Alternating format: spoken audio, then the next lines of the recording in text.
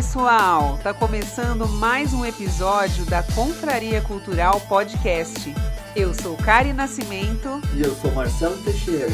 E hoje o nosso convidado é o Elias Pintanel. Esse podcast é um oferecimento da Eu Que Fiz Filmes e do canal Efeito Sonoro Audiobooks.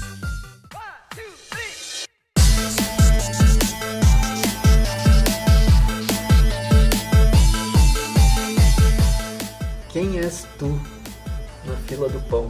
Ou é do cacetinho? Como é que é? Como é que é lá no sul? No sul é cacetinho. É cacetinho. Quem és tu na fila do cacetinho? No sul é cacetinho, é recheada. Recheado. Recheada é misto quente. Oh. Se você for em Porto Alegre é chamado de farroupilha. Eita. Nossa, você vê o homem de cultura aqui, Ai, farroupilha é... Não, mas quem sou eu na fila do pão? Na verdade, na fila do pão depende de qual lugar da fila, né? Mas eu sou Elias Pintanel. Acho legal a coisa do cacetinho, porque várias vezes, né, lá no Notívagos mesmo, todo mundo, esse aqui é o Tchê, né, porque aí o Tchê, quando o Tchê chegou, né? E esse foi meio que um apelido, né? Várias pessoas aqui na cidade me chamam de Tchê pelo fato de eu ser gaúcho, né? Alguns me chamam de gaúcho também. Mas já perdeu bem o sotaque. Porque eu sou lá de Pelotas, né? Comecei a fazer teatro em Pelotas, que é lá no sul do Rio Grande do Sul, perto da fronteira. Em Pelotas as pessoas me perguntavam, né, da onde eu era. E aí eu falava, não, sou de Pelotas. Como assim?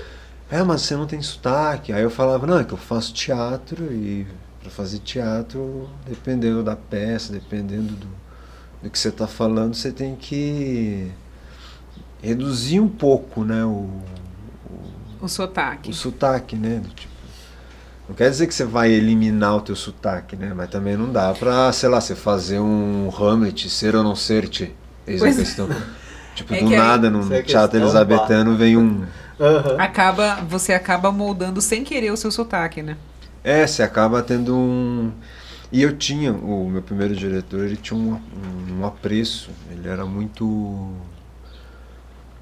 Tinha um apreço pela palavra, ele fazia parte na juventude dele de grupo de declamadores de poesia.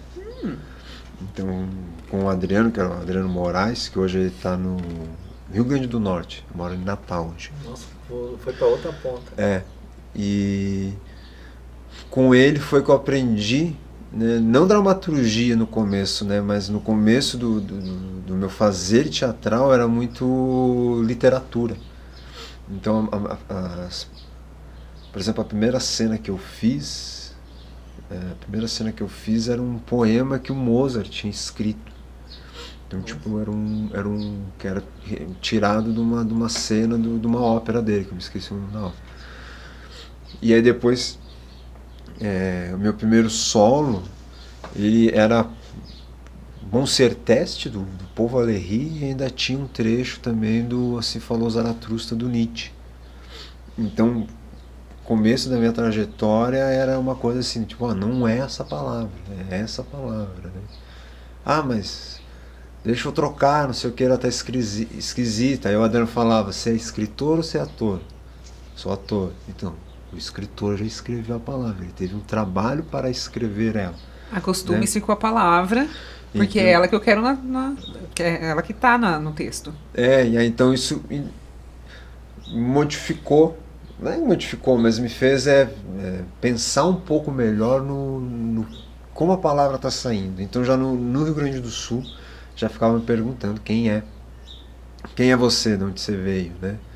Você não tem um sotaque daqui. Que engraçado isso. E aí depois, só que isso de certa forma meio que me ajudou depois num futuro, vamos dizer assim, que já é o passado, que é quando eu fui para São Paulo, quando eu fui para Campinas e São Paulo, isso me ajudou para entrar nos grupos teatrais ali, né? Você acha que o sotaque dificulta isso? Porque teve há um mês atrás alguma briga sobre isso, né? Que eles estavam falando com relação ao sotaque nordestino, que eu não lembro o que foi que fizeram e O pessoal começou Foi a da reclamar. Juliette dentro Foi, de uma foi a questão da série. Foi Juliette. isso? É. Ah, tá. É que assim, é que depende de vários contextos, né? Uhum. Sim. Vamos dizer assim, quando eu tô lendo o texto do Paul Valéry, que ele é um tratado da consciência, Uhum. né? Do tipo, naquele contexto da cena, porque aí toda cena ela tem um contexto, né? O que tinha que estar em evidência era muito mais o texto está querendo dizer, Tá. qual é só a construção da palavra, do sentido dela, a ideia, né? E não, tipo, não Elias, ou o jeito que eu falo, ou o jeito que eu me coloco, né? Então, em algumas produções, né, quando você coloca o sotaque, você deixa em evidência, você está querendo também colocar alguma outra informação ali, né? Tá, entendi. Então, são contextos e contextos, né? Você pode fazer, né, ser ou não ser, quando você vê o Marcelo Drummond lá no Teatro Oficina, ser ou não ser, né? Tipo, ele bem cariocão. Bem carioca. Só que é do tipo, mano, não é ele tirando sarro do Hamlet, mas é ele mostrando, tipo, mano, sou carioca, moro no Brasil, Uhum. entendeu? Do tipo, e tô fazendo teatro, então pouco importa se tem ou não tem ali o sotaque. E eu acho que dá um Né? colorido também, né? O sotaque. Porque. Olha o porquê. Porque cada lugar vai falar de um jeito, né? Aí você assiste um Hamlet em São Paulo, o cara vai falar ser ou não ser. Você assiste no Nordeste, ele vai falar talvez ser ou não ser também, mas com outro tipo de entonação. Né? Então, cada lugar vai dar um colorido diferente para a frase, para o texto e através do sotaque. E é por isso que eu falo que depende do contexto, né? Eu particularmente amo sotaque. Se você faz uma cena que você quer, sei lá, eu já vi por vídeo, né, uma cena de uma peça que é o Hamlet Máquina, do Daniel Veronese, lá da Argentina. Uhum. E ele fez essa peça que é do Rainer Miller, que ele fez um texto estudando o Hamlet do Shakespeare, né? E é um teatro de bonecos, e o negócio é bem macabro. Você olha assim e você fica, velho, isso aqui é uma peça de terror feita com boneco. E aí então você vê que ele cria um universo novo, né? Se você cria esse universo novo, né, dentro daquela estética, dentro daquela proposta dele, o sotaque te faz lembrar o teu cotidiano, né? Então, para aquela obra, por exemplo, você tem que modificar a tua forma de falar, né? Então depende um pouco assim do contexto, né? Dessa coisa da Juliette é do tipo, para mim é muito mais uma questão de costume, né? Porque auditivo. Porque eu sou do Rio Grande do Sul, então tipo, eu tô acostumado a ver produções, escutar produções desde pequeno, produções paulistas e cariocas. Mas eu não estou acostumado a escutar produções, por exemplo, vamos dizer assim, pernambucanas, ou do Pará, ou de Rondônia, sei lá, tipo, todo lugar tem um sotaque, até mesmo Botucatu. Sim, todo lugar. Né? Não existe não sotaque. É. O pessoal fala assim, o pessoal de São Paulo tem muito essa mania de falar assim, você tem sotaque. Não, você também tem. Porque só que aí vê a questão de contexto, né?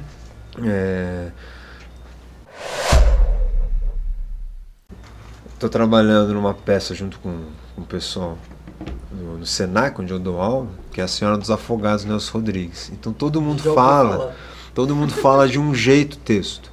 Aí tem uma imagem na peça que é o mar, né? O mar. Então tá todo mundo falando o texto, só que chega um momento em que fica muito evidente o mar. Só que a atriz fala mar, né? Tipo, eu não sei nem imitar, porque você soa no ouvido como algo bem regionalista. Tá. E que dissoa do resto da peça. Aí do tipo, tá errado o que ela tá falando? Não. Mas é legal. Não é o sotaque de quem tá no mar? Não é o sotaque de quem tá perto do mar? É isso? Então, qual mar? Porque o mar de Pernambuco, o mar do Rio Grande do Sul, ele tá ali modifica. Mas dentro do contexto da peça, por que uma atriz fala diferente dos outros, sendo que tem vamos dizer assim, uma imposição, entre aspas, assim, né, de um outro registro vocal, né? Então tudo depende de um contexto. Ali do caso da Juliette eu não faço a menor ideia.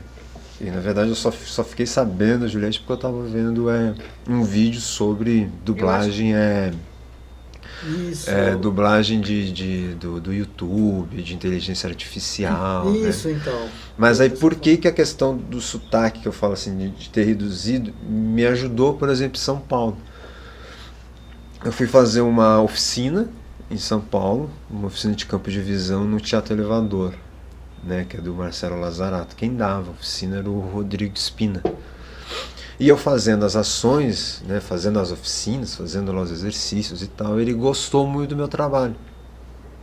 Então não tinha feito nem um mês de oficina, ele me chamou para substituir um ator numa peça. Legal. E aí ele falou assim, o que você acha, não sei o quê. Eu falei, super top. Vindo de Pelotas, Rio Grande do Sul, chegando em São Paulo. Do nada alguém fala, você topa entrar numa peça que está em cartaz em São Paulo? Eu falei, mano, topa.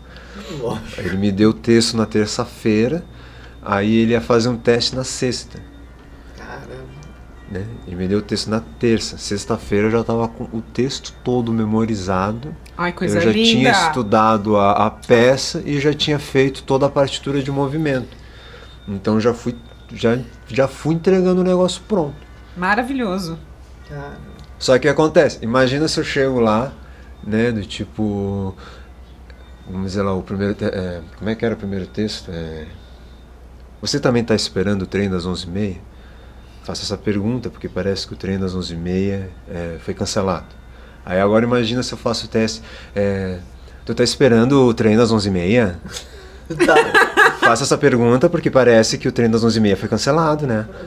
Tipo, provavelmente eu não teria entrado na peça. É fofo, Provavelmente eu não teria, porque a peça, né, ela era o diretor chamava de um teatro, era um realista deslocado, né? E todo dentro de um lugar que era meio em ruínas. Então, óbvio que se você se não é de São Paulo, você chega, você vê ali um timbrezinho paulista, né? Uhum. Mas você vê um timbrezinho paulista naquele tentando ser neutro, entre aspas, sabe? Tá. Qualquer um que coloca um sotaque ali, mano, aquilo dali destoa, né? Aquilo ali solta lá pra cima, né? Então o fato de, mano, é uma palavra, né? Eu tô com um texto aqui, eu tenho que servir ele, né? Aí entra eu acho que também uma das coisas que me fez ter tido esse tempo assim, de produção também em São Paulo foi o fato de eu sempre ter tido essa ideia da atuação ser... Um bom ator e uma boa atriz são bons garçons e bons garçonetes. Então, tipo, eu tenho que servir. Eu recebo o negócio e entrego, né? Então fica numa... Isso facilitou. Só que eu sempre fui o tchê, o gaúcho, né? Tá. Para alguns, até em São Paulo, era o chucro, né? Que é o cavalo baio, né? O cavalo que não é domesticado. Porque Aqui também... o cavalo baio é outra coisa. Porque lá no sul... Porque eu nunca tinha ido para São Paulo, assim, tipo, de morar, nunca. Então, pra mim, o chuco era porque, pra mim, até hoje, andar no metrô, eu fico, cara, como é que não cai, assim... Tem um monte de pré lá em cima e não cai, entendeu? Mas, enfim, tudo isso para me apresentar sendo lá de Pelotas, Rio Grande do Sul, né, onde fui formado em teatro licenciatura, mas lá eu fazia parte de um núcleo de pesquisa e de treinamento, que era o núcleo de teatro, que era coordenado pelo Adriano, e onde eu fiquei lá 7 anos fazendo exercício, treinando, escrevendo texto, apresentando peça em palco italiano, apresentando peça como é que chama? Pátio de escola, com esgoto a céu aberto, em ginásio, dentro de casa, uma cena é aqui, a outra é no banheiro, do tipo, e dirigindo o colega e sendo dirigido por outro colega e dando oficina para professores e dando oficina para adolescentes, do tipo, uma produção bem gigantesca, né? Que me fez ter um outro olhar para o teatro em si, né? E aí acabei indo para São Paulo, ficando lá, né? Quem sou eu na fila do pão? Aí eu passei nessa fila e me mandaram para outra. Aí na outra eu estava em São Paulo. Foi na fila do caixa. Foi na fila do caixa. Aí eu estava em São Paulo, Comecei a trabalhar numa choperia, não vou falar o nome dela aqui para não fazer propaganda. Comecei a trabalhar numa choperia. Talvez ela também não exista mais. Não, existe. Tem até aqui em Botucatu. Opa! Só que aí eu fiquei... Quando você percebe que tem um movimento interno que, tipo, mano, eu não consigo estar em outros lugares. Você tem que fazer um esforço muito grande, né? E aí, então, eu consegui entrar no mestrado em Campinas. Só que antes de entrar no mestrado, eu comecei a fazer esse curso lá, que era uma oficina. Eu falei, preciso fazer algum negócio, filho, para eu voltar a fazer teatro, porque eu estava literalmente trabalhando para pagar aluguel em Campinas. E aí, quando eu voltei a fazer, tipo, para mim foi muito legal ver outras pessoas, né, que eu não conhecia, gostando do meu trabalho de atuação, que até então para mim era o meu principal foco, né, atuar. E o que te fez sair de lá do sul e vir para cá? Qual foi o que te empurrou de lá? Oportunidades? Não, de oportunidade não. Tipo, eu sempre acho que... Tipo, eu nunca tive alguma coisa que foi aberta assim como oportunidade. Eu sempre tive que fazer coisas. Perfeito. Nunca foi assim, vem aqui, faz tal coisa, vem não sei o que, lembrei de ti, Eu, na verdade, sou sempre o que vai atrás. Eu sou sempre meio que o esquecido, talvez até às vezes por falar às vezes o que penso e o que acho, né? Ótimo. Mas ao mesmo tempo de estar fazendo, né? Então eu tava lá em Pelotas, tava lá, como eu falei, tava 7 anos trabalhando com esse grupo, núcleo de teatro, com o Adriano, com o Marcelo, tinha o Maurício, era um grupinho assim. E um grupo que tinha momentos que tinha 15 pessoas, tinha momentos que era tipo eu, o Adriano e o Marcelo numa sala. E no caso, você ganhava dinheiro já nessa época com o teatro ou era... Como eu estava dentro da universidade, eu ganhava uma bolsa. Eu tinha uma bolsa estímulo lá que eu ficava... ganhava era R$300 por mês, para fazer 20 horas semanais. Então eu estudava à noite e fazia isso. Naquela época, R$300... Era um dinheiro? Cara, era um dinheiro.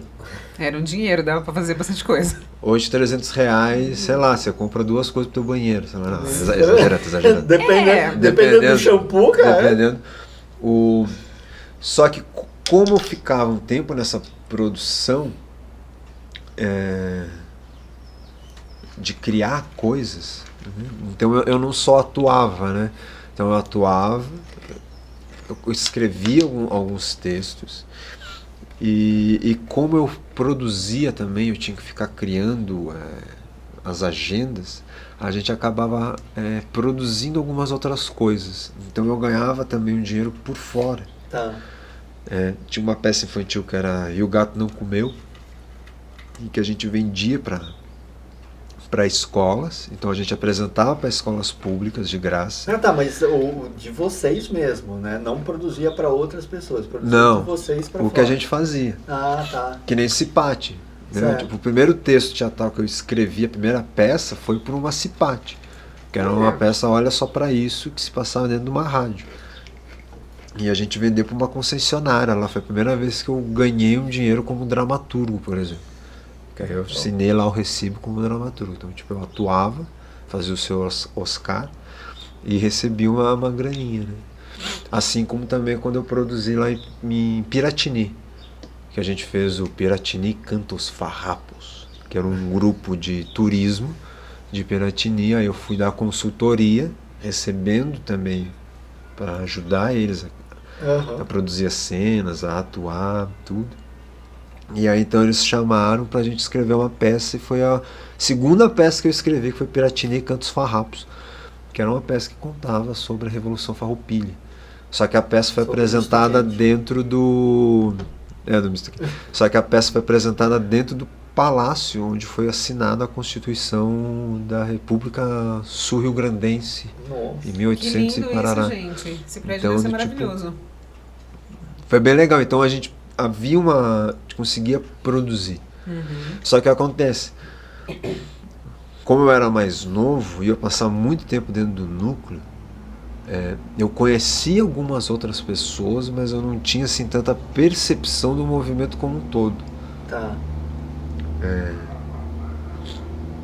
Então, ao mesmo tempo que eu me lembro como as coisas eram produzidas em Pelotas, ao mesmo tempo eu não me lembro, eu não consigo te dizer o que acontecia no movimento geral da cidade. Porque eu estava há muito tempo produzindo dentro do núcleo, né? Dentro com as pessoas que estavam ali, né? O que hoje me dá um certo cansaço em Botucatu. No sentido assim, do tipo, ou eu me concentro na minha ação, ou eu me concentro na ação da cidade como um todo. Eu acho que misturar essas duas coisas dá um certo cansaço, porque dá a ideia de que você não está fazendo nenhum e nem outro. Sim, você se divide demais. Então, no momento assim, tipo, pelo menos hoje eu em Botucatu, em vários momentos eu tento articular algumas coisas, mas eu percebo que isso gasta muita energia. E então, tipo, não, deixa eu produzir uma coisa. Ah, mas antes eu fazia mais. Mas dava tempo, era outra pessoa, a noção de tempo, a noção de trabalho também entre as pessoas, né? Tanto que, tipo, não querendo ser geracionista, se essa palavra existe, né?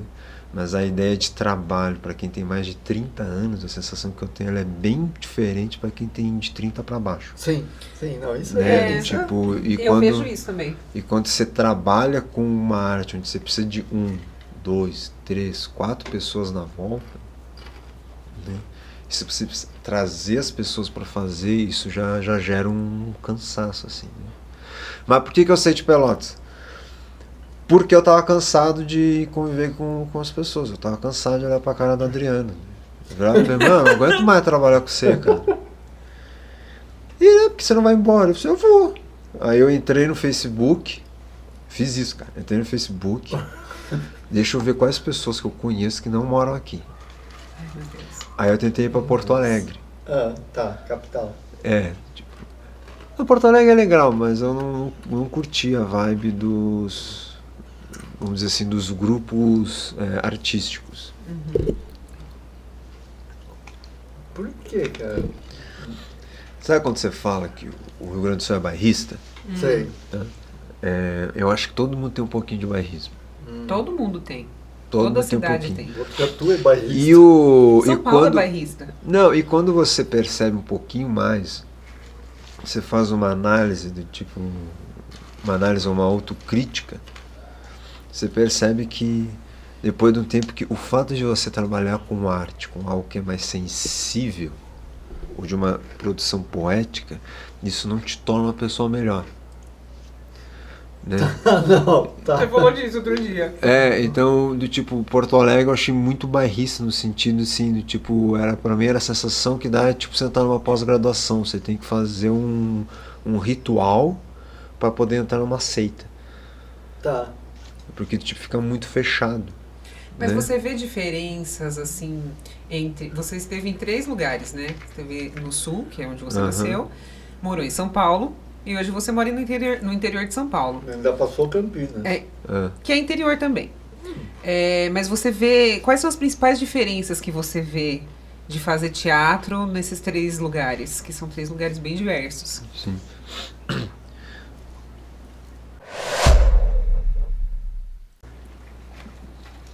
São Paulo, assim, quando eu vou pro Sul, a vira e mexe alguém me fala, como é que é lá São Paulo? Aí eu falo assim, qual São Paulo? A capital ou a do interior? Assim, porque tem uma diferença. Né? São Paulo foi a cidade onde eu mais fiz... São Paulo foi a cidade onde eu mais fiz amigos e conheci mais gente em pouco tempo. Tipo, ela é muito solícita. Receptiva, isso, receptiva é a palavra melhor. Ela te recebe muito melhor. É muito cosmopolita, né? Tipo, eu vou fazer uma oficina de teatro, de campo de visão, e em um mês o cara olha pra mim e fala assim, você quer trabalhar junto? Aí imagina, eu tô há 7 anos em Botucatu, e do tipo... Você quer trabalhar junto é uma fala que mais eu falo do que eu escuto. Do que você escuta, sim. Então, tipo, tem uma diferença. Não é um estado de julgamento para a cidade, para os artistas, tá? É mais vamos dizer assim, uma experiência minha, né, uma experiência bem pessoal de alguém que é quase, vamos dizer assim, tipo, eu me considero um estrangeiro, tipo, um eremita. Então, tipo, eu fico como a minha família, faz muito tempo que eu tô longe da minha família, há muito tempo eu tô sozinho. Então, tipo, eu consigo meio que analisar, eu fico percebendo onde eu sou bem recebido, onde há uma receptividade. Em São Paulo eu senti muito isso. Sim, isso eu né? também posso dizer. Aí do tipo, quando você vai nas cidades mais do interior de São Paulo, há uma receptividade, mas ela, pra mim, às vezes ela é muito mais, vamos dizer assim, é do tipo... É um checklist social, entendeu? Pro forma. Como é que você tá? Tô bem, que legal você tá aqui. Vamos não sei o quê. Só que isso não tem um... Já te fizeram a Você pergunta, você é gente de quem? Aqui? Já perguntaram pra você assim, ó, você é gente de quem? Não, qual o seu sobrenome? Como é o sobrenome? Qual o seu sobrenome? Traduzindo, qual o seu sobrenome. Mas você é gente de quem? Porque eu não sou daqui também. É o seu sobrenome, eu também não sou daqui. E aqui em Botucatu, o que você mais vai encontrar é gente que não é daqui. Sim. Porque muita gente vem de fora pra cá. E, inclusive de Osasco. Tem muita gente de Osasco aqui. Mas os mais velhos sempre fazem essa pergunta. Você é gente de quem? Aí você fala, não sou daqui, minha família não é daqui. Como eu já vou já largo um tchê, já largo um bar. E já mostro assim, já meio que de cara, do tipo, a minha ideia da cidade, a pessoa já fica assim, nossa, ó, xaropão, né? Mas é no sentido de, eu não consigo também ser muito polido. No sentido, mano, olha, eu cheguei aqui em Botucatu, foi muito difícil conversar com as pessoas. Do tipo, as pessoas que eu mais me interagindo, as pessoas que não eram daqui. Né? Eu tenho esse problema também. Talvez essa coisa, ser filho de quem, né? Tipo, isso mostra o que do tipo, com quem eu me interajo, né? Só o bairrismo, né, que a gente tava falando. Só que não sei se isso também tem uma coisa de, vamos dizer assim,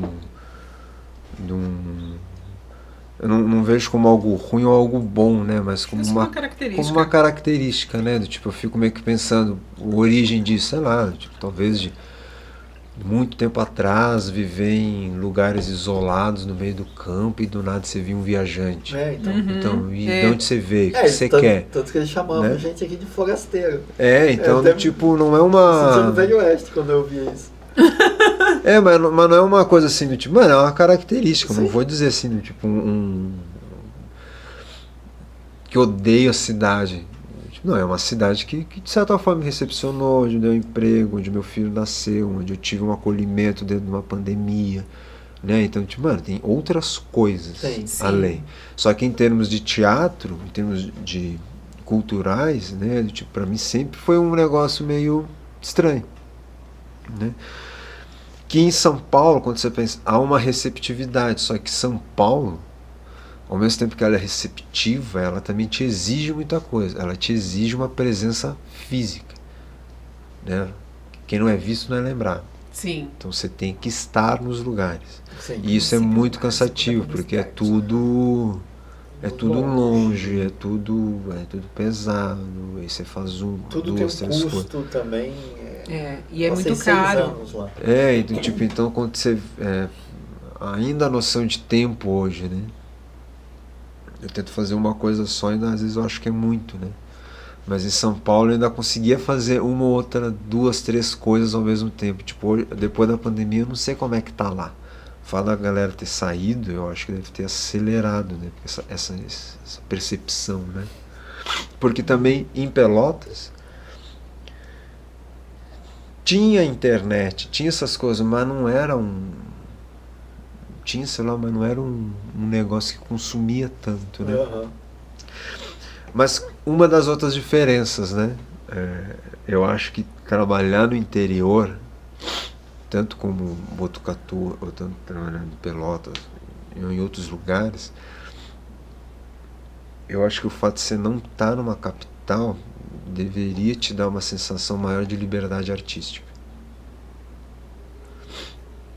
Eu tenho a ideia de que seria mais fácil conseguir o apoio da população também, e não é. Porque, por exemplo,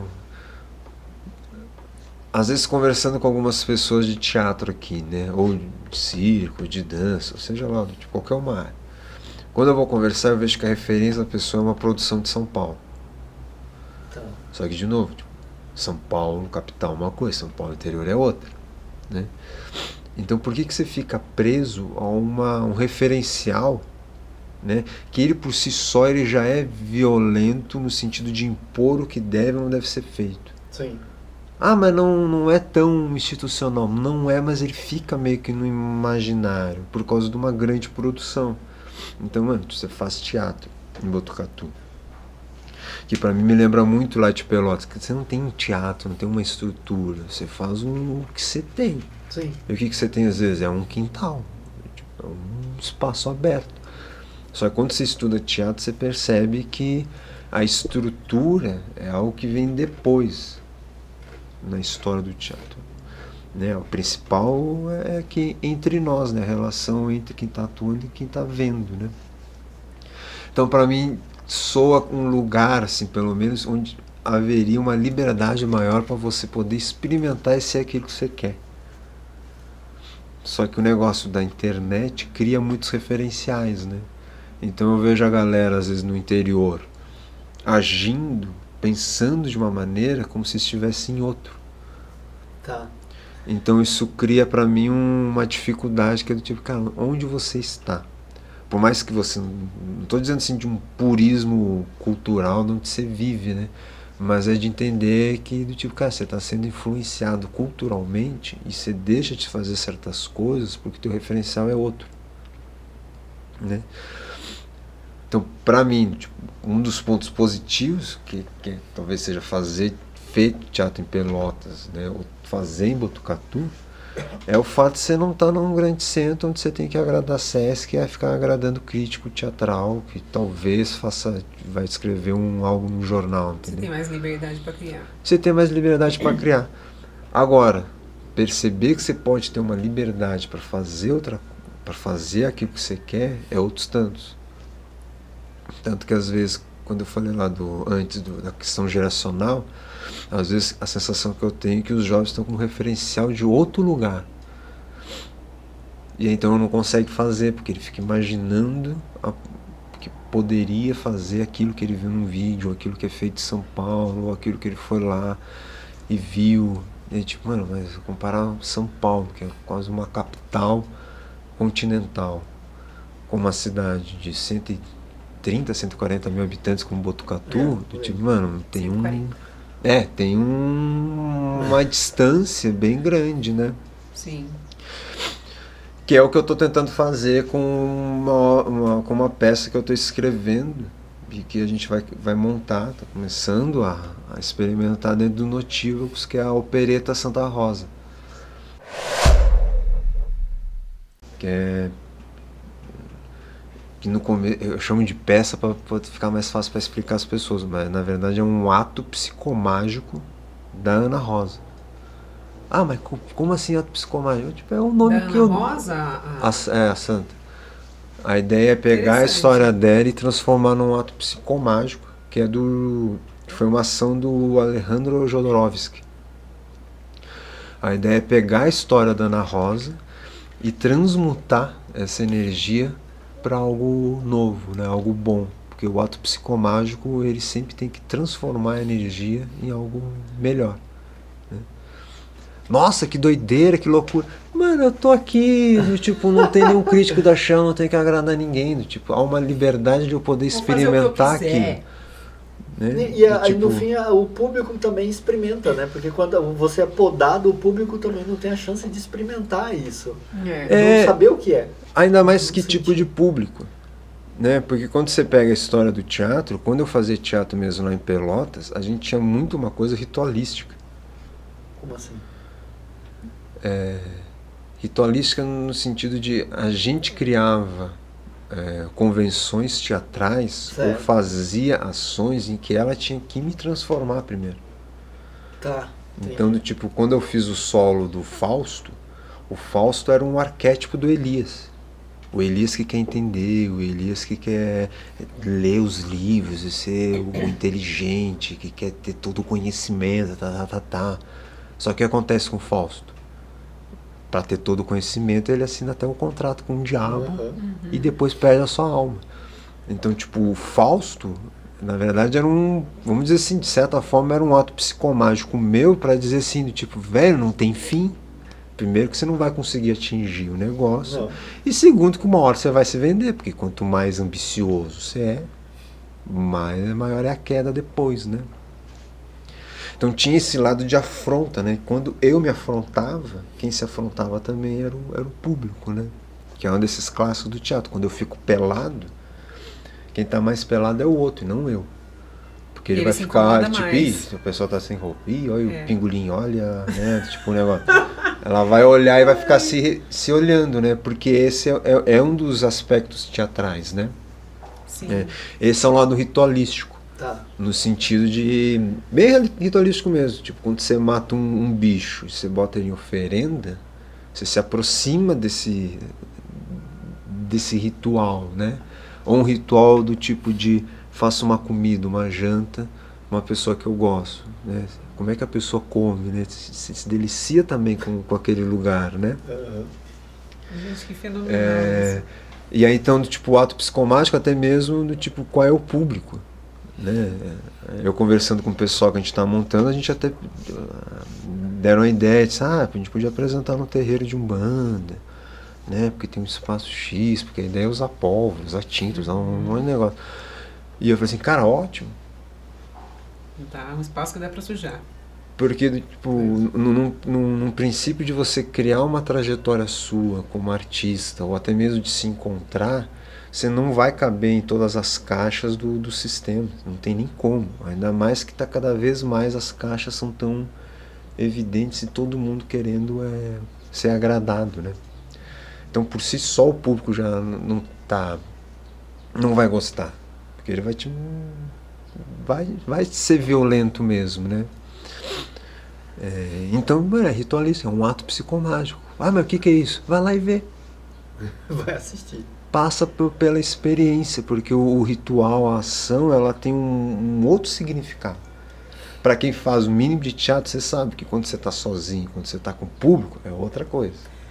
Que aquilo que você passou, a experiência que você teve vendo, muitas das coisas você não consegue nem como é que é dar palavra sobre, né, aquilo que aconteceu, né? É completamente diferente com o público sem público.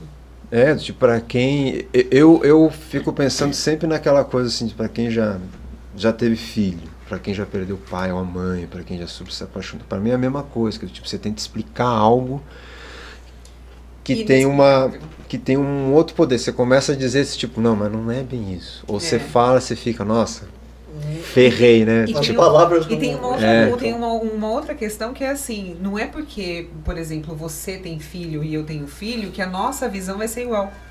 Não vai. Não vai. É mais no sentido de que o teatro, ele é a experiência. Experiência, exatamente. Eu fiz uma leitura, a Ana Martinez, o Johnny Faustino e o Henrique Fagundes, é o nome da galera, da primeira versão da Santa Ana Rosa, que ainda não era nem opereta. A gente fez uma leitura na estação ferroviária, a gente fez na plataforma, e aí a gente conta essa história. A ideia surgiu, né, primeiro da Ana Martinez, na ideia de fazer o ato psicomágicos individuais, a gente tinha um grupo de pesquisa, e depois eu falei, vou fazer um ato psicomágico coletivo, de uma figura da cidade, como por exemplo a Ana Rosa. Bom, e aí eu tive uma ideia que foi assim, tipo, cara, imagina, eu perguntei pra Ana, né, eu perguntei, cara, se eu entrasse num terreiro, e aí uma entidade me atendesse, e essa entidade fosse a Ana Rosa, que tinha sido esquartejada, ela apareceria em que forma de entidade?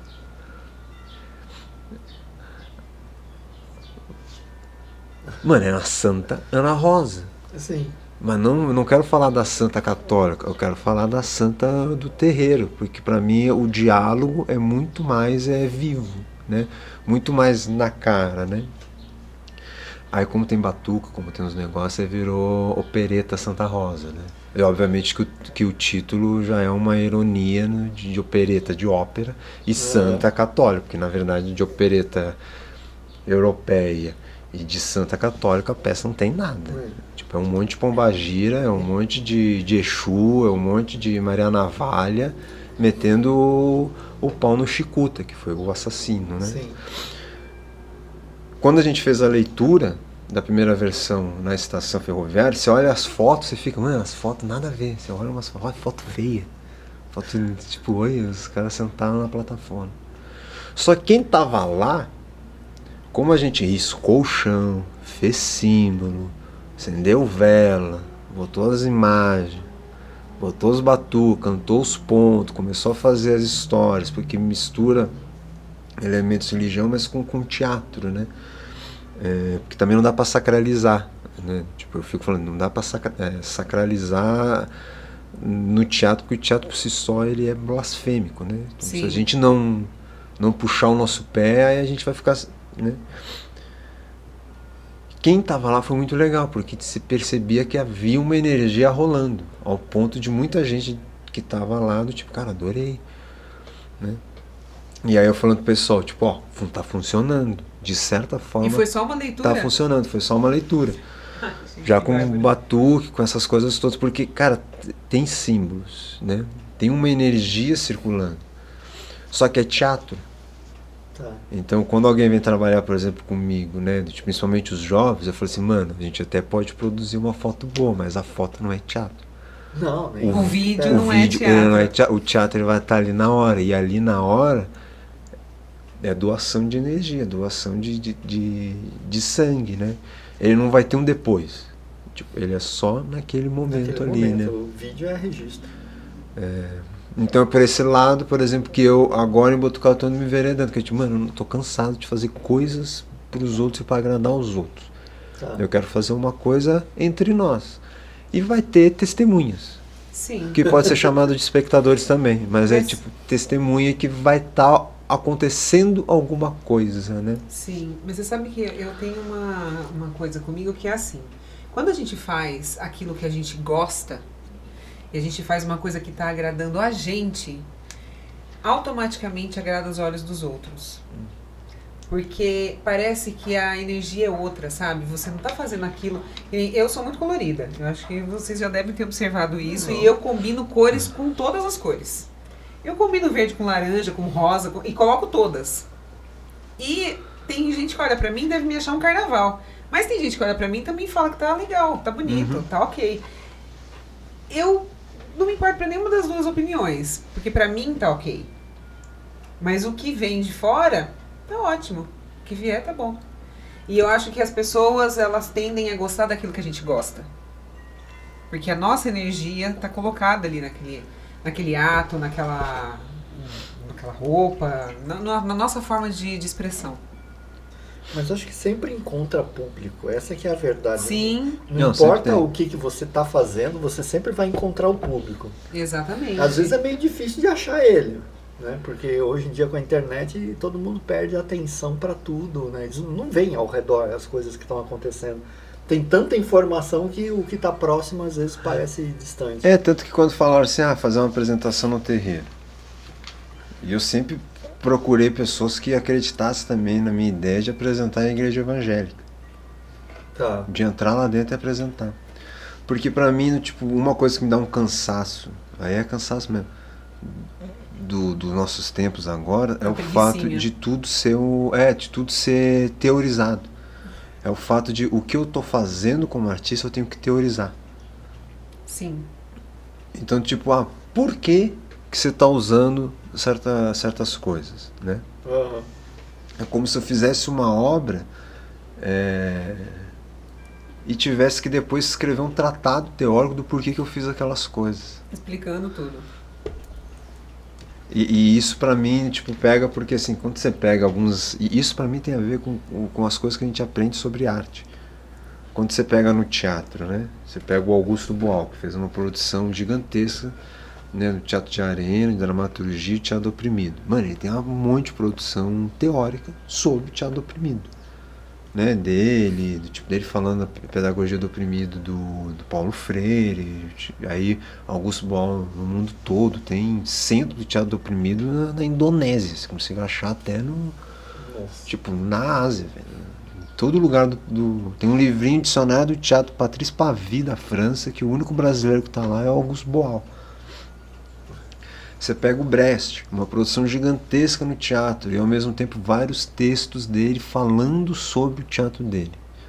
Então quando a gente vai estudar às vezes arte, você fica meio que caindo nessa galera que produzia e criava uma teoria, ou de gente que criava uma teoria sobre. Né? Só que grande parte das produções dos artistas, mano, eles só faziam. Sim. Do tipo, você só fazia a obra, do tipo, você não precisava de um Van Gogh para explicar a obra dele, você só olha o quadro dele e você fica vendo, tipo, ela já para mim é como se fosse, do tipo, eu e Elias tendo que explicar a minha vida. Do tipo, eu não posso viver, do tipo, eu tenho que criar uma teoria sobre, do tipo, não, eu estou vivo porque o metabolismo que se cria quando eu inspiro o oxigênio entra em contato com as minhas, a sensação que me dá é meio que isso. Então quando vão apresentar num terreiro, é que do tipo, eu acho legal. Vão apresentar numa igreja, eu acho legal porque, mano, porque a minha obra ela não é feita, ou eu tento não fazer teatro para quem é entendido. Tá. Eu tento fazer teatro para quem vai estar ali, naquele momento. Mas Independente da formação intelectual, independente da formação acadêmica, independente da formação de vida dela. É uma experiência. É uma experiência. Coach, é uma experiência. E se eu tentar criar uma teoria dela, eu até consigo, mas talvez eu não dê conta. Mas você acha que essa mania de teorizar, essa onda de teorizar as coisas, tem relação com os críticos? Foi uma coisa que passou pela cabeça. Eu acho assim que do tipo... Ou com a sociedade crítica que a gente tem hoje? É que eu fico fazendo vários movimentos mentais para tentar entender as coisas, né?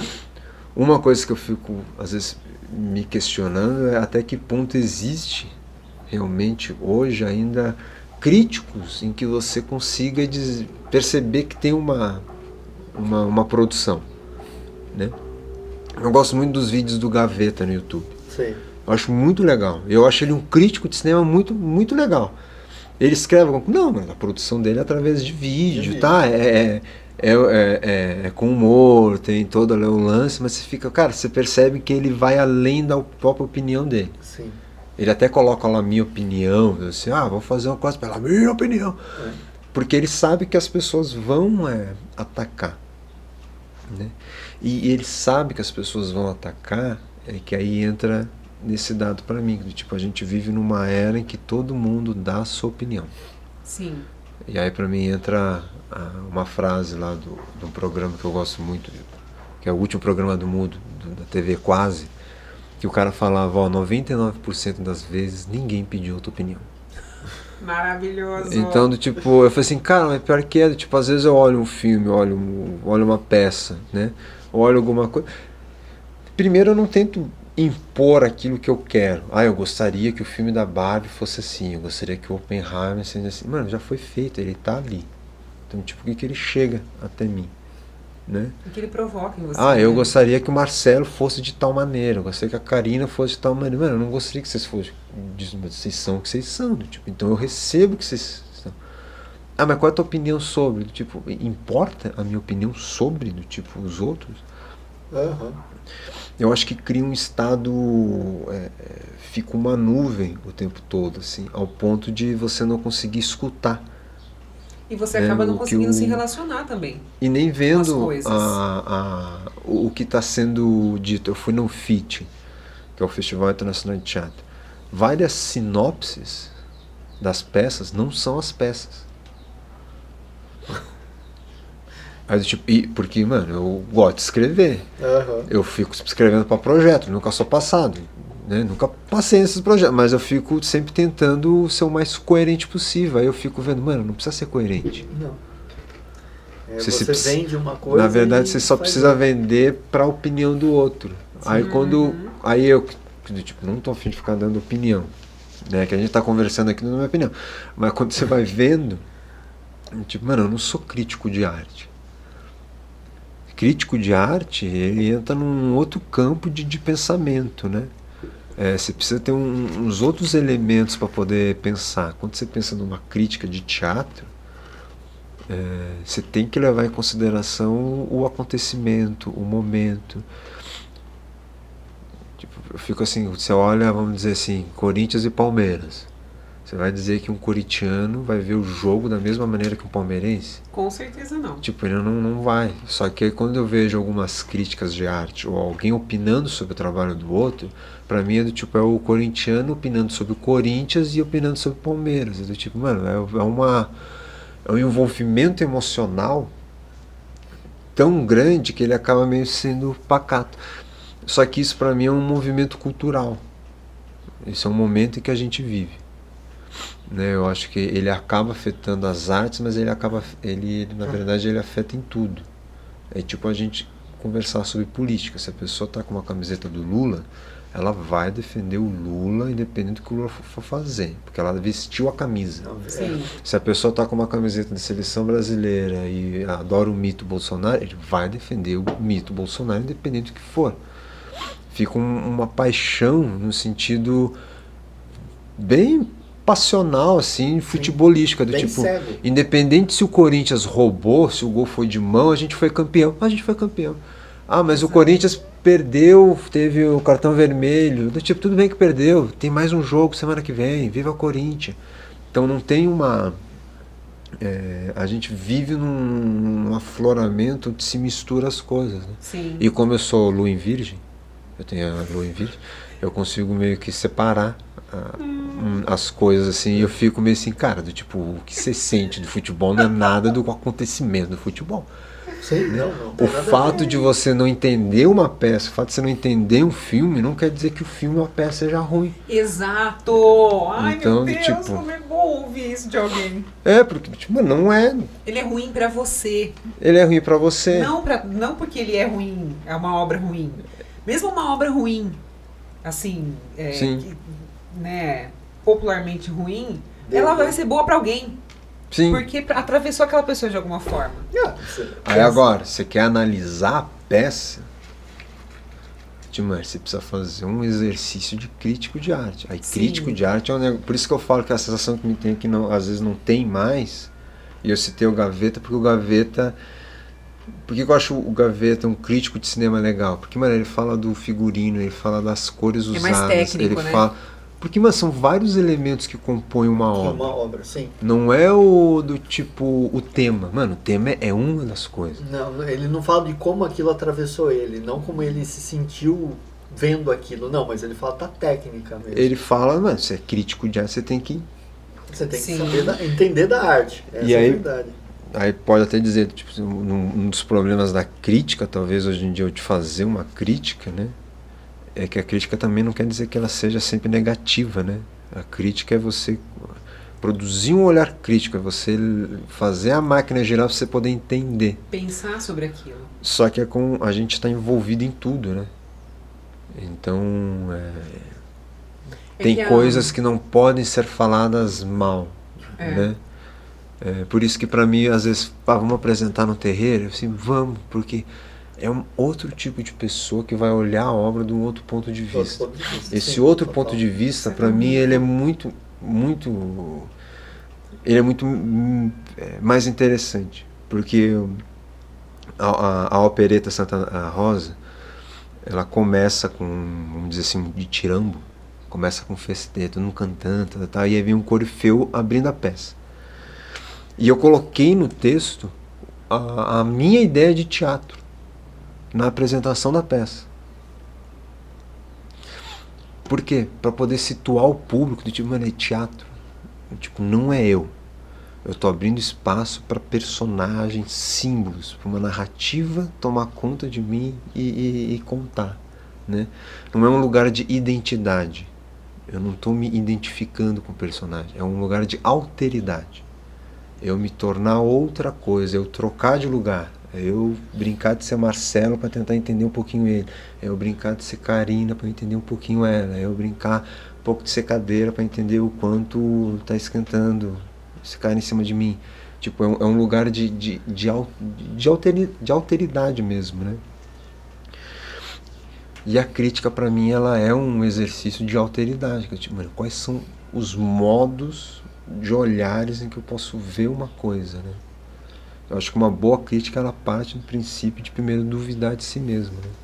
E eu acho que hoje em dia ninguém duvida de si mesmo, pelo menos não o que vende para os outros, né? Esse é que é o negócio. É o que Uma vende coisa é o pros que outros. você vende, né? Já que você falou de lua em virgem, uma coisa é o seu ascendente, que é aquilo que você mostra pra todo mundo. Outra coisa é o seu signo solar, né? Que é o que você... Eu sou canceriano. Ah, tá. Tem uma cara de bruto, mas no fundo eu sou... Seu ascendente é câncer? Quando você fica num... Quando você entra pro clã, eu defendo. De unhas e garras. Garras e unhas, unhas e garras. Unhas e dentes. Unhas e dentes, Você tá lançando um livro aí junto com o Johnny.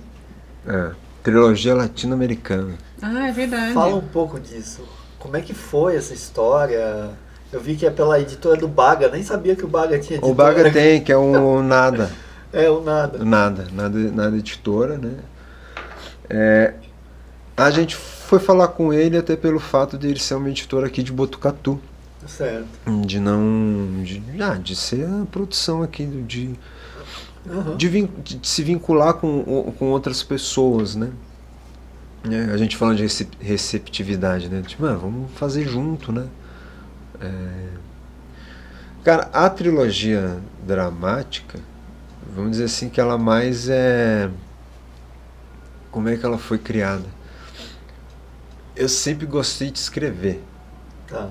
Né? Tipo, a minha adolescência, assim, ela foi solitária. Então eu sempre escrevia. Eu usava aparelho por fora, assim, tipo, usava aqueles negócios. Aí eu ia pra escola, voltava, pegava minha irmã, fazia almoço, arrumava a casa, e todo mundo saindo e eu fechado. Tanto que hoje em dia eu acho um saco ficar cozinhando. Eu passei a minha adolescência inteira cozinhando e cuidando de casa. Aí vamos fazer comida. Eu falei assim, mais pipoca, sei lá, a coisa mais fada do mundo, tipo, só pro meu filho, tipo, eu paro e eu posso fazer, assim. Então eu escrevia muito poesia, né? Tá. Ou que eu achava que era poesia. Tá, eu também tenho um monte pra aí você de era poesia, letra de isso que música, importa. Pra essas você, coisas. pra você É que, era poesia. é que eu já conversei isso com uma galera do tipo, quando eu lembro a minha primeira peça, Crias, eu fico, nossa, cara, Crias eu mudava de personagem, fazia uns negócios, umas cenas peladas, foi mó da hora. Hoje eu fico, eu não sei se foi da hora. Agora eu não sei, né? Na época foi. Então, eu sei que aquilo foi importante pra minha construção. Então, Exatamente. Mas, sabe, mas é mais no sentido, quando eu chego em Botucatu e eu escuto história das pessoas sobre teatro em Botucatu, eu sempre fico assim, o quanto tem de lado emocional envolvido e de lado factual, entendeu? Sim. Porque tem muita coisa que eu, dando aula, muita coisa eu olho e fico, gente, isso aqui é Jesus. Mas eu sei que é importante pro outro que está construindo ali uma memória, que a ação dela é importante, né? E é o que ela consegue construir com o que ela tem de bagagem. Então eu super... Mas enfim, aí eu escrevia tudo. Quando eu comecei a fazer teatro lá no Núcleo, eu gostava muito de escrever diário. Eu escrevia muito diário sobre... Era um, tipo, que tá no podcast hoje aqui, eu chegava em casa, eu já escrevia, me sentia assim assado. Tem um bloco de livros, assim, de escrita. Que legal. E aí com o Adriano que eu comecei a escrever com eles, né? E aí aquilo sempre me acompanhou, tipo, indo para Campinas, para São Paulo, eu sempre escrevia uma cena, sempre escrevia textos, assim, né? Mas foi essa da trilogia, o que aconteceu foi que quando eu vim para Botucatu, eu dirigi a Giovanna Hernandes num solo dela, que era no Piscar de Olhos, que era sobre histórias das mulheres da família dela. Então, ela pegava histórias da avó dela, a dona Helena, e aí eu meio que dava uma ajustada, tentava ajudar ela para transformar aquilo em cena, porque a palavra falada do dia a dia, ela não... Você até pode botar em cena, mas ele dá uma... Você tem que transformar aquilo. Não tem como ser... Tipo, é outro lugar, né? E aí teve cenas que eu tive que escrever e tudo, né? Só que eu tenho muita coisa escrita, vários, assim, tipo. Tem até uma cena lá, tem uma peça que eu escrevi que era O Pico do Itatiaia, é o nome da peça. Que era, tipo, que eu adoro peça absurda, eu adoro escrever uns negócios assim, tipo, muito louco. Que era uma peça que o mar subia, e aí era um cara num bote no Brasil, e ele soube numa notícia que o único lugar que tá acima do nível do mar é o Pico de Itatiaia. Então é ele num bote tentando chegar, e ele vai recolhendo lixos, tipo monólogos.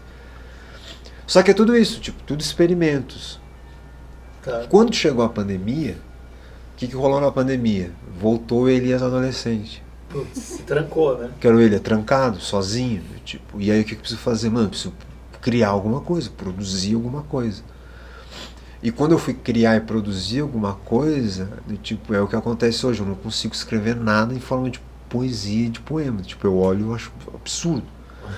Pra mim é tudo diálogo, é tudo diálogo ou imagens teatrais. É tudo ação. Então se eu coloco assim a Rosa dos Ventos, né, eu tenho que transformar essa Rosa dos Ventos dentro de um espaço. Então, tipo, é uma roupa, uma pessoa sendo a Rosa dos Ventos, tipo, é uma Rosa dos Ventos articulada, tipo, como se fosse um boneco, né? É um barulho de vento e uma pessoa entrando, dançando, e cada pessoa aponta para um lado. Tipo, eu preciso transformar a ideia da Rosa dos Ventos numa ação que vai pro palco, né? Então, para mim, a minha cabeça está sempre assim, como é que eu pego essa ideia e coloco no palco? Tá. Isso para mim é que é dramaturgia. Como é que eu digo isso? E a palavra sendo quase o último recurso. Mas você faz primeiro ela em forma de texto normal ou você já vai pensando desse jeito? Eu já vou pensando desse jeito. Tá. Tipo, a opereta Santa Rosa mesmo. Eu passo o tempo todo pensando em diálogos e coisas que tá na minha cabeça. E fica ali. Aí quando eu chego na frente do computador tipo de segunda, hoje é quinta, né? De segunda para quinta, de segunda até ontem, no caso, eu escrevi 16 páginas, assim, tipo, em sequência, assim, sem parar. Nossa, que inveja. Porque eu fico meio que... Digo mesmo. Fico trabalhando, assim. Eu e o Johnny mesmo. O Johnny várias vezes, mano, dá um espaço para escrever. Tipo, porque eu escrevo muito rápido. É como se do tipo fosse na minha cabeça o diálogo que tá acontecendo o tempo todo. Tipo, eu olho e fico, isso aí daria pra. Isso aí que daria pra fazer tal coisa. Só que aconteceu na pandemia. Na pandemia eu me excluí de novo, fiquei parado, tava dando aula via computador de teatro, que é o negócio mais bizarro do mundo. Totalmente. Sei lá, tipo, estranho. E aí eu tava vendo um filme argentino. E aí era uma cena. Qual era o nome? Me esqueci. Irmão, sei lá o que. Era a história de um cara lá que perdia o irmão. O irmão foi achado morto, ele tinha que voltar pro interior da Argentina e ver os negócios do enterro. Aí ele viu a mãe dele. Encontrou a mãe dele falando a história de um filho que tinha perdido. Quando eu vi aquela cena dela falando do filho, né? Cara, me veio na hora assim, a ideia de uma maternidade. De uma cena isso acontecendo numa maternidade. Porque eu olhando o filme eu achei muito tocante o fato dela ter falado que o filho dela tinha morrido, jovem, e que todo mundo falando que ela era para abandonar aquela ideia, mas que ela era o filho dela, ela amava, né? Cara, na hora veio dentro de uma maternidade de ter duas velhinhas conversando, uma na perspectiva de perder o neto e a outra na perspectiva de ganhar o neto.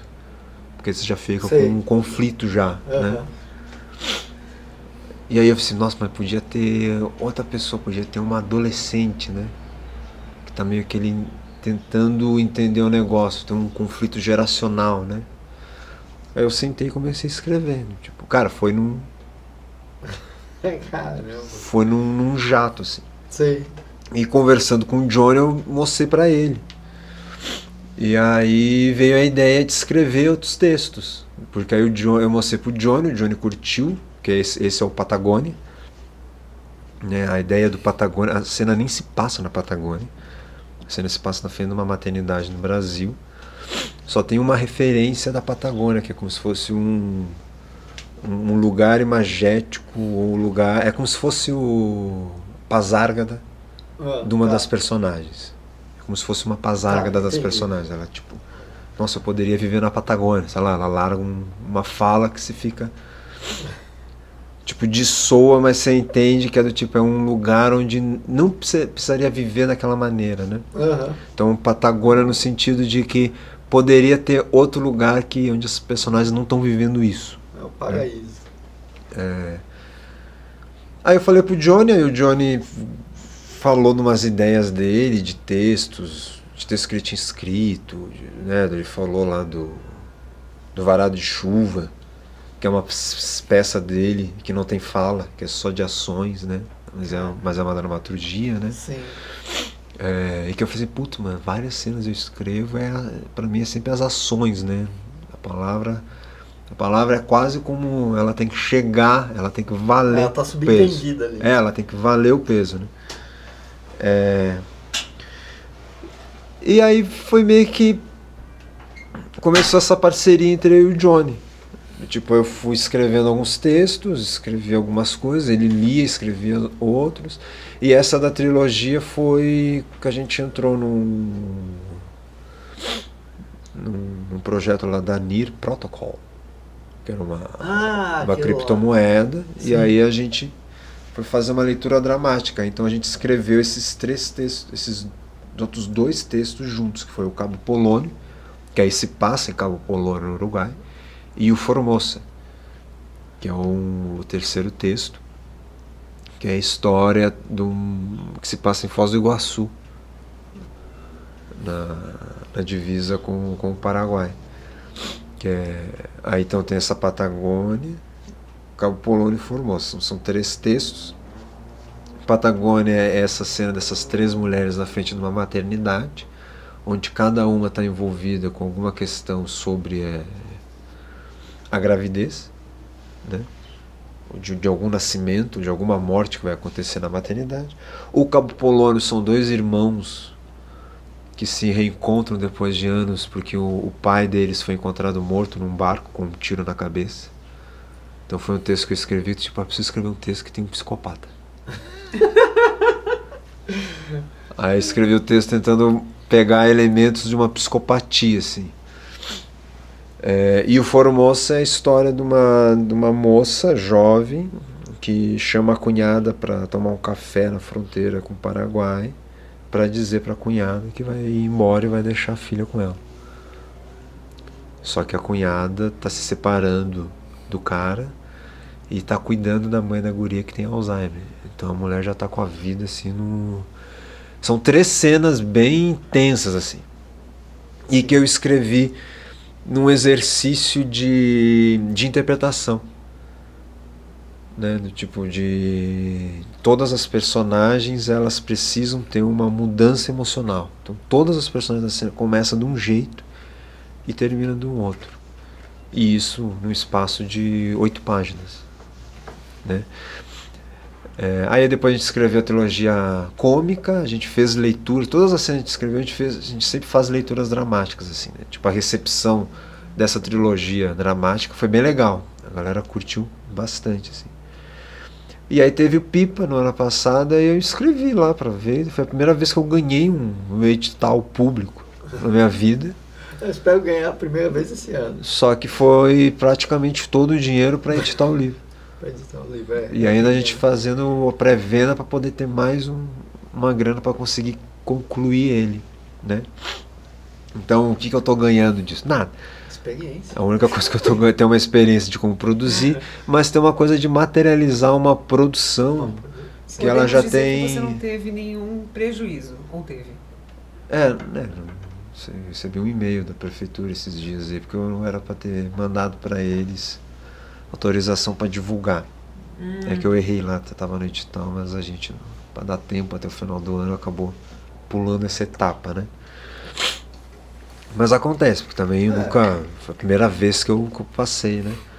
Mas para mim tem muito a ver com o que eu ganho, né? Também é criar um produto sobre de algo que foi feito, né?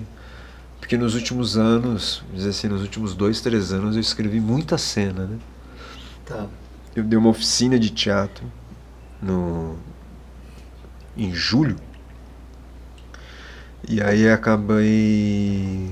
A Ana, né? Tava eu e a Ana dando essa oficina de teatro e a Ana acabou usando textos cômicos que eu escrevi com a turma, né?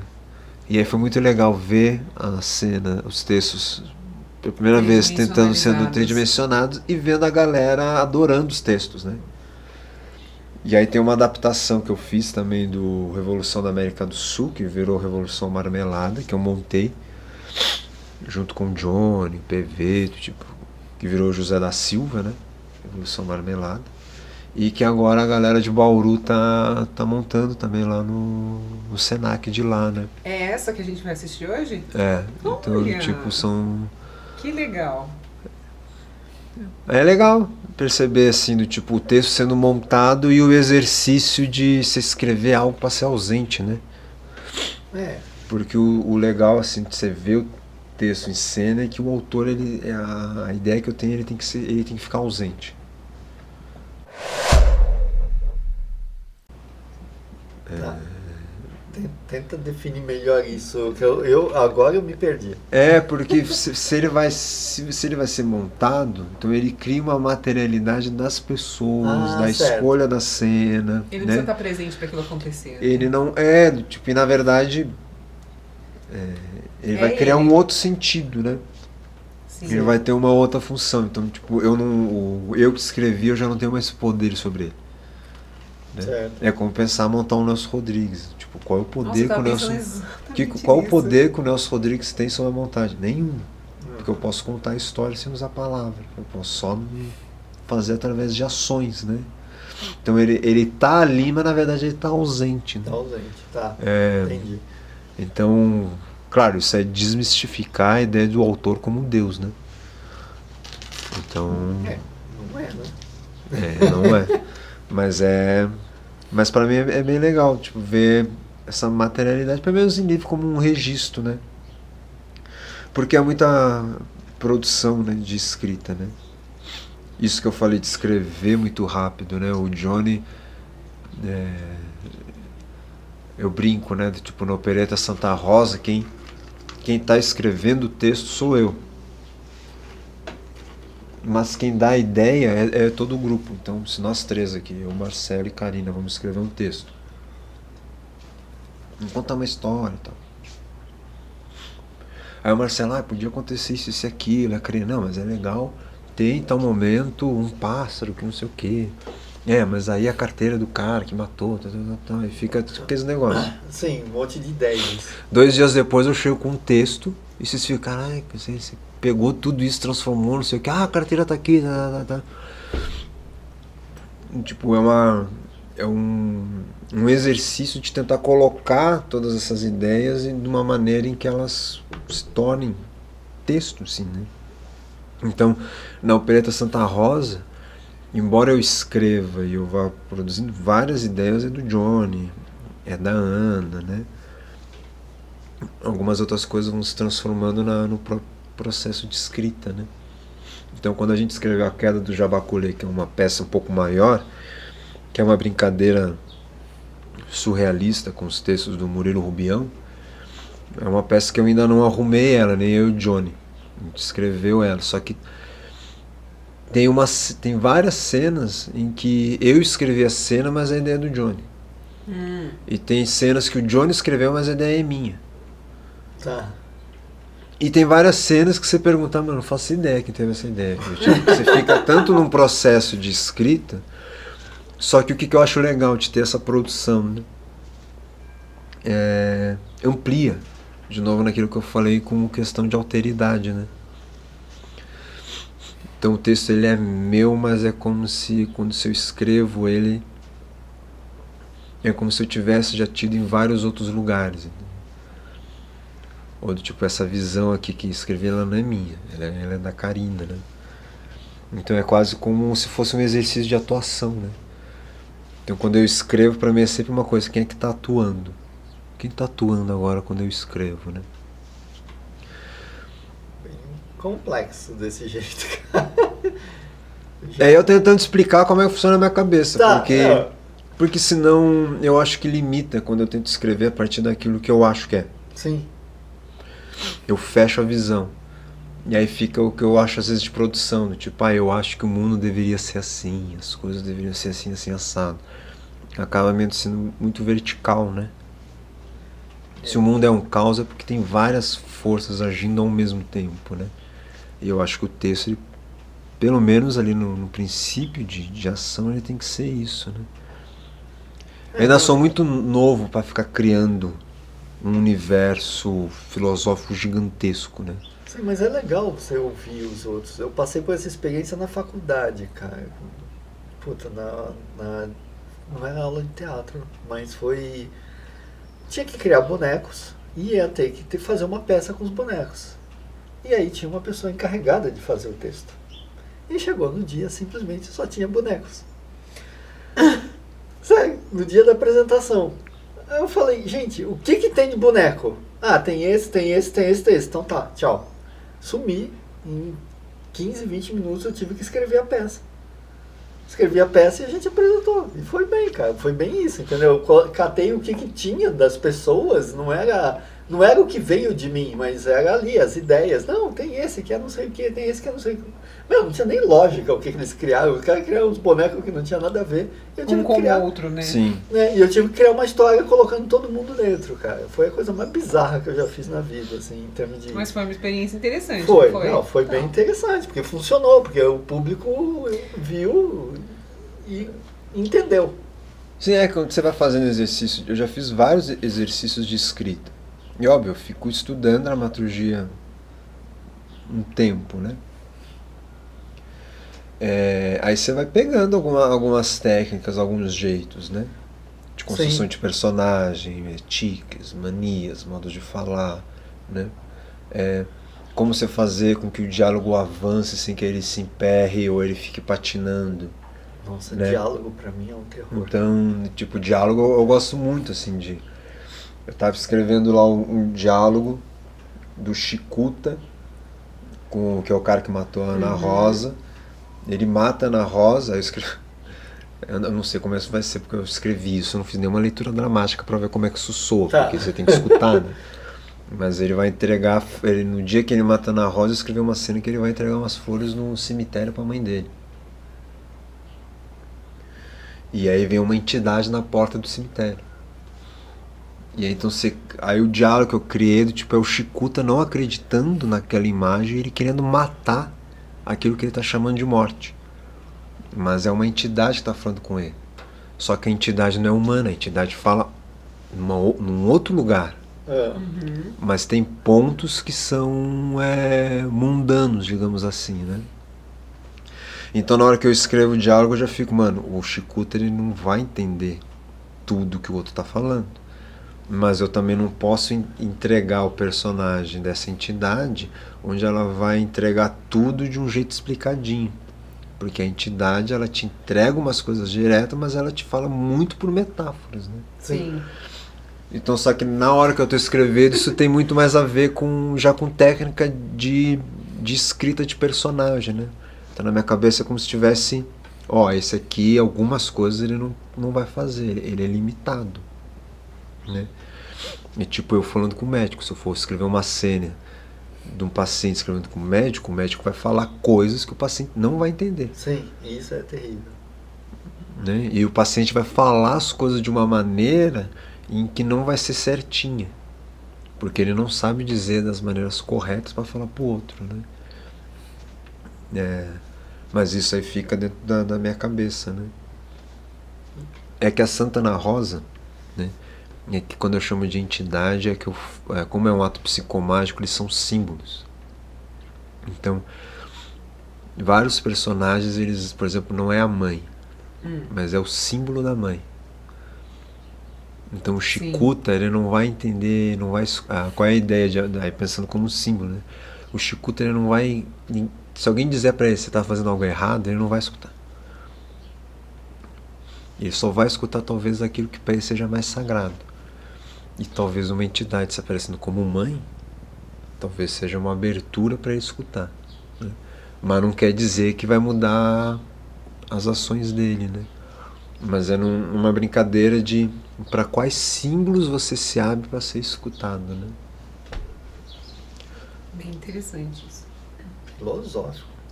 Não. Ficou filosófico a coisa aqui. Não, mas A coisa tá o tempo todo filosófica. Não, eu sei, mas é que É. agora subiu o nível. Só que aí como fazer isso em forma de cena, né? De cena, E aí é por isso que eu fico incomodado quando eu tenho que explicar a cena, porque a cena, a ideia é a cena já ser autoexplicativa, ela já está dizendo tudo. Por quê? Porque eu estou pensando no símbolo da mãe, não como mãe física, mas o arquétipo da mãe, né? No Brasil você pode até falar mal do pai, do outro, ou até falar, porque meu pai foi embora mesmo, foi embora no esculacho, cara, tem que se fuder mesmo, não sei o que, tá. Mas você fala da mãe, ó, não fala da minha mãe. Ao ponto dos caras tatuar, mãe eu te amo no braço, mãe eu te amo no peito, né? Então há uma devoção na figura da mãe, porque a gente tem um histórico de famílias onde o pai é morto, o pai é preso, o pai vai embora, o pai não cumpre a função dele. Certo. Então quando eu coloco a figura da mãe ali, num contexto brasileiro, que, mano, é a mãe, é um arquétipo da mãe da onde pode falar com... E quando você coloca você apresenta uma outra versão de uma mãe, as pessoas que têm esse arquétipo da mãe perfeita, da mãe heroína, da mãe, sabe, endeusada, essas pessoas se incomodam muito. Sim. Porque foge completamente. Quando eles fazem isso, eles esquecem que a mãe é um ser humano, como outro qualquer, e que também tem defeitos e tal. E aí eles simplesmente rechaçam a sua ideia. Quando eu pego questão de dramaturgia, né? Como colocar, às vezes, essa história em cena, né? Que era o que passei quando eu tava fazendo o solo da Gi. Tinha coisa que eu falava assim, mano, isso aí tem coisa que você pode narrar. Tem coisa que não dá pra você mostrar. É tipo Cidade Alerta. Tem coisa, mano, se você mostra, banaliza. Às vezes é menção, né? Sim. Isso, voltando assim pra questão da dramaturgia, né? Como é difícil você pegar isso e transformar isso num artefato cultural, né? Artístico, né? Às vezes fazer uma peça sobre isso diminui a narrativa. Sim. Às vezes fazer um filme pode ser melhor. Mas e qual tipo de filme? Talvez um documentário seja mais interessante. Ver a pessoa narrando, vendo a pessoa se emocionar. Às vezes é melhor fazer um documentário onde tem a pessoa por si só narrando aquilo do que você mostrar, às vezes criar uma simulação, né? Ou criar uma outra narrativa, né? Que isso é uma coisa que às vezes para mim falta um pouco também na crítica. É como se tudo cabesse no teatro, tudo cabesse no cinema, tudo cabesse numa literatura. Mano, são maneiras de expressões, né? Então você faz escolhas, né? Sim. E às vezes você está querendo fortalecer uma história, você bota no palco, ela diminui. Porque você transforma uma coisa força, tão... né? Fica tão singular que ela perde o seu valor universal. E às vezes você narrando no dia a dia, ela tem um valor universal. E o que acontece? Bom, aí vai ver um tempinho de estudo aí e analisar como se traduz as coisas, né? Como é que a gente encerra esse papo totalmente filosófico que a gente entrou? Nossa, foi sensacional. Eu tava pensando aqui enquanto estava falando que é interessante, né? Como as pessoas, elas acabam, sem querer, a gente acaba mudando o rumo das conversas e tal, quando elas estão presentes. Se a Ana estivesse aqui, a conversa não ia ser essa. Não, se tivesse o Johnny aqui, ia ser outro ia lugar. Pra outro lugar a conversa. Eu achei genial. É que eu acho assim, tipo, de alguma maneira, né, quando fala a questão do filosófico, né, é que tem um dado assim, quando eu crio a cena, tipo, é que eu estou explicando algumas cenas que eu estou criando, mas é mais porque eu escrevi, eu já mostrei para alguém e a gente conversou sobre. Certo. Porque a maior parte das vezes que eu tô criando algo, eu não tô, assim, de certa forma... Eu sei que na minha cabeça tá acontecendo essas formulações, assim. Mas na escrita, muitas das coisas, elas não são tão claras. Eu não tenho controle de tudo que... Algumas cenas eu escrevo e eu tenho consciência do começo, meio e fim. Certo. Algumas cenas eu começo a escrever, eu produzir, ele leva para outro lugar. Né? É chuchu. E leva para outro lugar, assim, né? Só que qual é uma das diferenças da coisa do filosófico é o fato de não deixar aresta. É deixar o sentido aberto para você poder interpretar, mas não deixar aresta, no sentido assim, tudo foi pensado. Tá. Tudo foi pensado. Se eu fizer uma piada, fazer uma referência a um meme, é porque eu tô querendo fazer um deboche, eu tô querendo ou te empurrar um pouco para trás como espectador, né? Tipo, é não deixar nada sair, né? Que aí volta de novo a questão da crítica. Que como a maioria das coisas são feitas a partir de um ideal ou de um modelo, às vezes, do que está rolando de mídia, e como você não pensa sobre tudo que está acontecendo ali, aquilo passa. Né? E não é visto tudo, né? Uhum. Que era o que o Brecht chamava de que às vezes você tem que explicar o óbvio. Né?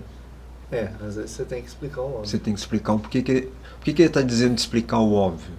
Não o óbvio de não pode bater em mulher. Isso todo mundo já entendeu. O óbvio é por que você continua fazendo isso. Uhum.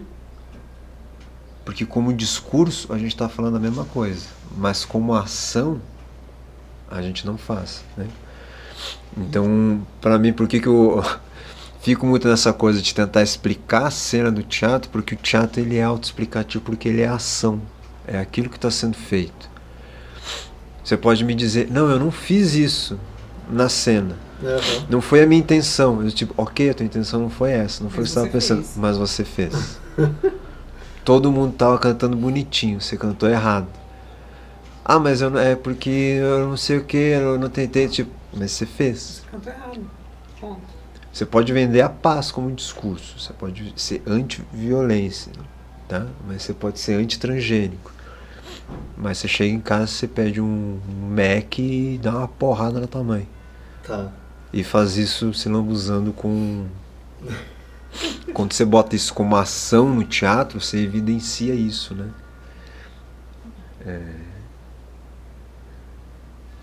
Por isso que pra mim é um pouco mais... Eu tento, tipo, não deixar essa. Eu sinto, mano, eu não quero fazer qualquer coisa de qualquer maneira. Eu não quero que se escape as coisas, né? Então não é somente a mãe dele. Não é somente uma... Tem outras coisas, né? Tem outras coisas além do Elias, né? Vocês estão vendo o Elias, mas tá a Seis, o Carlos, o Leon, a Luana tá aqui, né? Tipo, tem outras coisas além, né? Tem o Rio Grande do Sul, tem fronteira, tem o Uruguai, tem, tipo, depois que a gente começa a conversar, você vai vendo que tem outras coisas além, né? O teatro pra mim é isso aí. É uma grande máquina de holograma.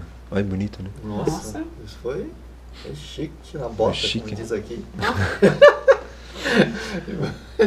Mas é isso, mas ó, obrigado por ter vindo aqui a gente conversar. Mas Porque... antes, primeiro, projetos futuros, o que tem aí pela frente? Tá o livro para ser lançado, que você tá fazendo a pré-venda? São poucos projetos, o mundo já tá louco, então só tem uma coisa para fazer, que é até o final do ano terminar a estrutura da Opereta Santa Rosa. Tá. Perfeito. E que eu já falei pro pessoal do Noite, mano, é uma coisa só. Tipo, o mundo tá muito louco, não dá pra ter duas coisas na cabeça.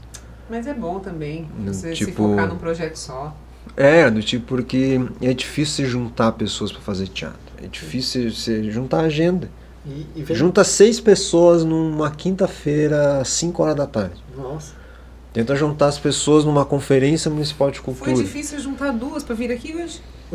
Então. Tanto que não veio. É difícil, então você tem Mano, é um foco, não dá pra fazer muita coisa, não. Não dá. E eu acho que nem precisa fazer muita coisa. A gente tem muitas atividades E na o vida também. Pipa que tá vindo Pipa, Paulo Gustavo, tudo. Ah, vai escrever, participar. escrever a opereta, Vai inscrever o Pereira. vai escrever opereta. Né? Se tiver de literatura, escrever a comédia, a trilogia A cômica. trilogia cômica. Tem mais 3 textos que são cômicos, né? Vai ter pipa, né? O negócio é o. É, do tipo de ir Pelo menos tentando, publicar, né? São quantos? 10?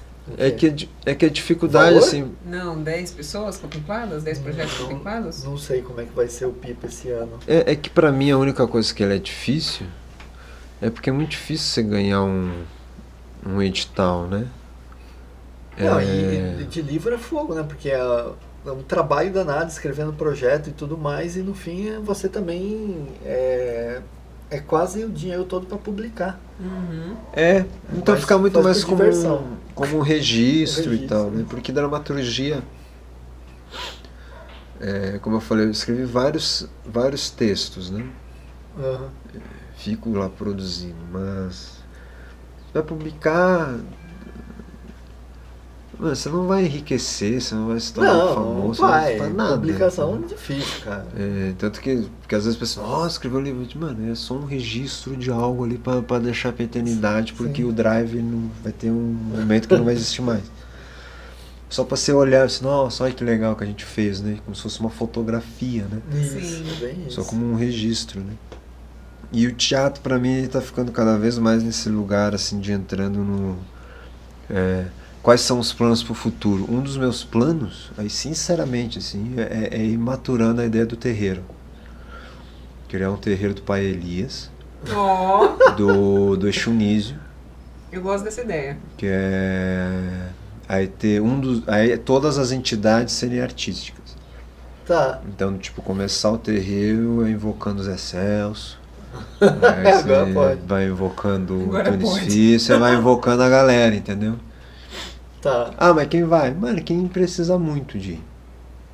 Que nem terreiro de candomblé, tipo, você vai porque você precisa muito. Porque você precisa. Você quer falar, você quer... se Quem ir no manifestar. médico, aí eu preciso ir, aí você vai, entendeu? Ah. Quem vai no terreiro de teatro? É quem precisa ir, entendeu? Não, uma ideia interessante, cara. Ideia interessante. Eu gosto Eu dessa acho ideia que- também. Eu acho que esse é um dos projetos, tô deixando maturar. Enquanto eu tenho que comprar uma capa. Uma capa? Não, tem que ter uma capa, um cajado, uns Tá. velos. Mas você vai ficar meio Zé do Caixão, não vai não? Depende. Qual é a cor da capa? É exatamente o que eu pensei, depende da cor da E se capa. for de veludo azul, veludo vermelho? Com capuz ou sem capuz. Tem. Com uma coroa de uvas. Coroa Ó. de uvas. Tem Dionísio aí, tem que ter um. Como diz o Zé Celso, se é pra sofrer, pelo menos que Deus me dê um vinho. Porque assim eu sofro, pelo menos me divirto um pouco, né? Então tem que ter uma. Quando a gente começou a comandar a vida, né? Difícil, né? É difícil, né? Mas agora, se você idolatra Dionísio, pelo menos Você bebe. você bebe um pouquinho ali do Messias. Um Messias que se bebe, como diria Zé Celso. Perfeito. Então, quero agradecer que você veio aqui, disponibilizou seu tempo. Sei que tá apertado, Karina também. E a gente gravando sempre em cima da hora. Sempre. Eu agradeço também você ter vindo aqui conversar com a gente. Agradeço o assunto e toda a conversa, porque foi muito enriquecedor, filosoficamente falando. Não, eu agradeço muito, assim, quando tiver outra oportunidade, quando a gente for escrever lá de novo, fazer uma leitura da Santana Rosa e talvez convidar vocês e ver. Sim. Depois a gente pode queremos. conversar sobre, né? Sim, sei. Porque pra mim é sempre legal. É que quinta-feira de manhã, né? Eu sou um. Não, é que Não, isso mas foi no é- caso hoje. Não, eu só tô dizendo. Tá. Não, quinta-feira de manhã porque eu sou um espírito noturno, né? Tá. Né? Tipo, mas eu gosto também de sair desse lugar do professor, sair desse lugar né, onde eu tenho que ficar, às vezes Aham. Eu sei também que tem esse lado meu prolixo pelo fato de eu ter que ficar explicando as coisas diariamente, né? Então eu fico exercitando isso, né? Mas é legal também falar de outras coisas que tem muito mais a ver comigo, né? Sim, Quando eu falo de abrir um terreiro, tipo, ao mesmo tempo que eu tô brincando, ao mesmo tempo eu não toca, do tipo, cara, tem mais igreja que teatro, talvez seja interessante tratar a coisa mais como religião do que como cultura. É o que o pessoal tá falando sobre, por exemplo, o bolsonarismo, né? Eles tratam mais como uma seita do que como uma política. Então, tipo, Os caras têm adeptos, entende? Eles têm... então a gente já tem um Deus, que é Dionísio. Sim. Um Deus que bebe. Se Já coloca gosto. ali, que Já tá gosto. ótimo. Aí tem o Exu, que é pra abrir os caminhos, que é pra Gosto comunicação, que é pra deixar, ó, tamo na É o terra, MC tamo ali. do teatro. Pro teatro ele é o MC, que abre lá, o rei do show, que abre o show, né? Como é que chama? Eu não sei não se tanto ele é como um MC. Eu acho que ele é mais de apagar a vela mesmo. Mais de apagar a vela, dizer assim, tipo, contra mim ninguém acende vela nenhuma. Sensacional, gostei disso aí. Vou adotar isso pra minha vida. Contra mim, ninguém acende vela nenhuma. Então daqui, sei lá, daqui 6 meses o pai Elias volta. Nossa, ótimo. Imagina que legal. vamos Ele fazer. veio com a minha capa de veludo. Quero ver, não vai poder. 2 horas da manhã a gente começa aqui o podcast. Pode ser. Sensacional. Meu Deus. Aí ele já aproveita e faz um curta, né? O Marcelo já faz um curta, já porque faço, ele faz os curtas de terror, né? Então. faz uma live na Twitch, porque a gente também pode ser um pouquinho mais moderninhos, né? Essas coisas todas. Pode ser. A ideia é ser mais moderninho depois.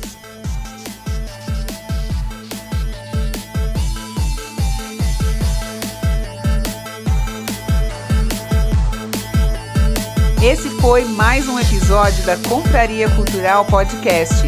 Siga a gente nas nossas redes sociais: Instagram, Facebook e Spotify. Esse podcast é um oferecimento da Eu Que Fiz Filmes e do canal Efeito Sonoro Audiobooks.